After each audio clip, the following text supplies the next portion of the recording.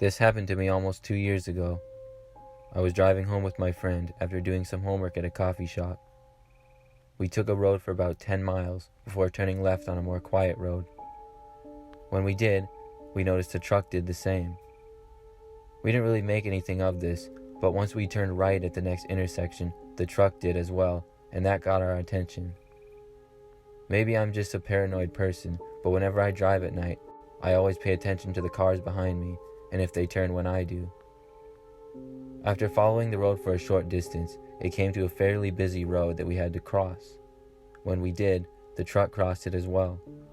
The next turn was for my friend's street, where his house was. It was my car, but my friend was driving it. Once we turned, we saw that the truck turned as well. Both of us got really excited and kind of creeped out as well, seeing that the truck was following us. We thought maybe it was his neighbor, so we started to pull over in front of his house. But the truck pulled over as well. That confirmed 100% to us that we were being followed. For a second, I wanted to go out and confront whoever was in the truck, but my friend talked me out of it. We didn't know why they would follow us. Nothing was wrong with the car, and we hadn't cut anyone off. It had been a pretty normal drive. My friend pulled out of his street, and so did the truck. He said he knew a route that would confuse the truck and started driving in a large residential neighborhood that was nearby. We took lefts and rights, and after about 10 minutes, we were finally able to lose the truck. We drove around a couple more minutes and then headed back to his house. When we got to his house, I dropped him off and started to drive home. When I did, I noticed a truck with the lights off peel out and start driving behind me. The truck was back. I started to drive home and was planning to take a really long and confusing way when I suddenly remembered what you're supposed to do when you get followed, which is drive to a police station. I started driving to the police station, and when I arrived, the truck did not follow me in. So after a couple minutes, I left and drove home. I took a really long way home just to be safe, and looked over my shoulders every 2 seconds. I was able to make it home safely. I don't even know why we were being followed in the first place. I just hope I never see that truck again.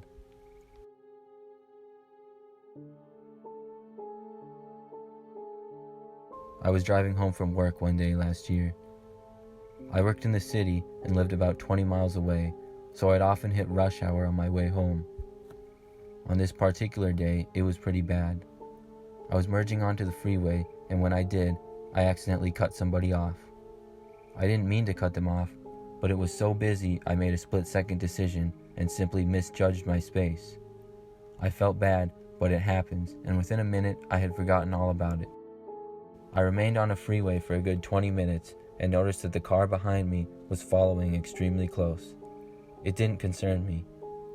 I realized he must be mad about me cutting him off and figured I deserved it. Nothing bothered me until I exited off the freeway at my exit, and the car did as well. It was a kind of old, beat-up looking car. The driver appeared to be a man, but other than that I couldn't make out much detail. He remained extremely close to my car. I guess there was a slim chance he wasn't following me, so I took the next turn, but he did as well. I didn't want this nut following me all the way home, so I pulled into a gas station to see what would happen. He followed me in. I guess I thought he wouldn't do anything if there were other people around, so I parked at a parking space. He drove his car right behind mine to block me in. Now I felt dumb. This was not one of my brightest ideas. The man got out of his car. He looked to be in his 30s and had blonde hair. He walked in a fast pace towards my car. I locked my doors. He came up to my window and knocked on it. He knocked so hard I thought the window might break. He started yelling and cursing at me.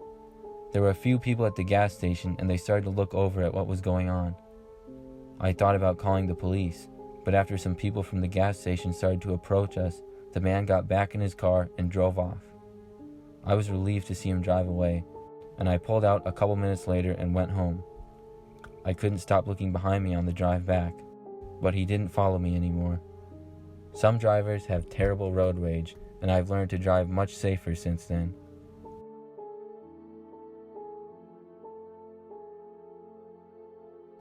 I was driving back from Kentucky to Illinois once. I would frequently make long drives for work, and I would drive at all hours of the night. On this day, I was somewhere in northern Kentucky, about 3 hours into my drive, which would be an all-nighter. It was about 1 a.m., and I had to take a detour due to construction on a major road. I was annoyed because this would delay me, but I kept driving. It took me on a little highway, and then through a small town.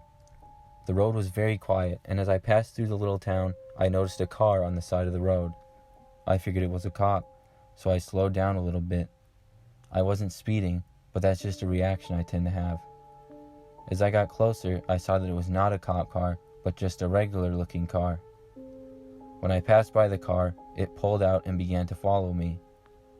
I didn't know why the car would follow me, but I just kept driving as best I could. After about 10 minutes of driving, the car began to speed up and get closer to me. I started to get annoyed. He pulled out behind me and was now tailing me. I pulled over to the side of the road to let it pass by, but instead, the car pulled over as well. I was kind of mad, so I thought I would ask the driver what his deal was. I'm 6'3" and weigh about 210 pounds, so I figured I could take him, whoever he was. I stopped my car and got out. I stood next to my car, facing the car behind me.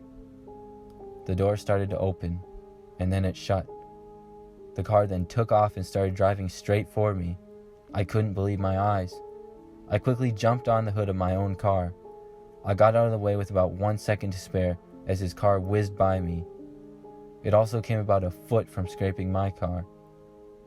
I immediately got back in my car, made a U-turn, and started driving the opposite direction. The car kept going the other way down the road. After a minute or so, I pulled over and took out my phone to call the police, but I had no signal.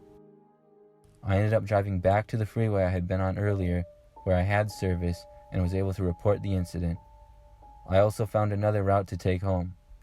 It took me an extra hour, but I was able to make it home safe. That was one of the scariest moments of my life.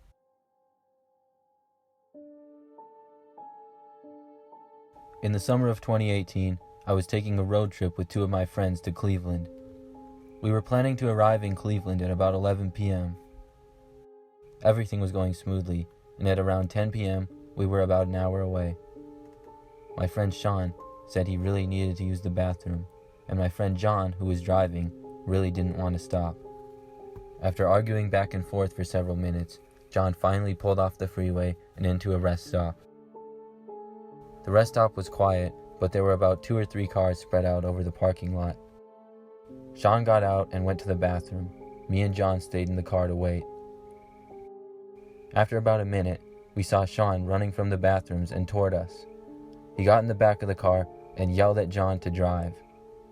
Sean loves to mess with people, so we figured he was pulling a joke on us. John told him to shut up and laughed a little. "No, I'm serious," said Sean. He pointed outside the car.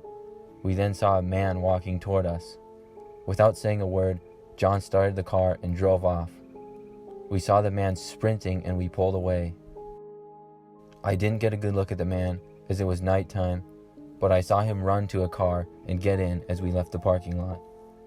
John started driving down the road, asking who it was. Sean just said to drive faster as he was following us.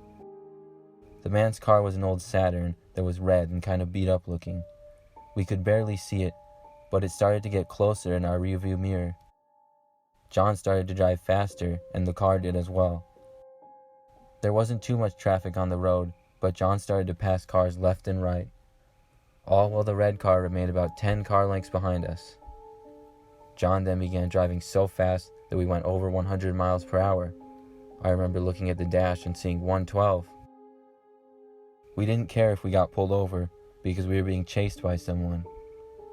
Finally, the car got farther away. John then slowed down really suddenly and took an exit. I thought the car was going to flip the way he pulled off the freeway. The tires skidded and he went under a bridge and then made a U-turn before going back on the freeway the opposite direction. I have to admit, I was pretty impressed with the move. The car lost us, and then we were able to get back on the freeway going the other direction and arrive at our hotel only about 30 minutes late. We finally asked Sean to tell us why the man was chasing him. He said when he got in the bathroom, he saw a man who was smoking and asked Sean if he had any drugs. Sean responded with, "No, I'm not an idiot." The man then got angry and cursed at Sean, and when Sean walked away, he saw the man start to walk after him, which is when he started running. I feel lucky to be alright after that crazy incident. The rest of our time in Cleveland was great, and that was one of the most memorable road trips I've been on so far.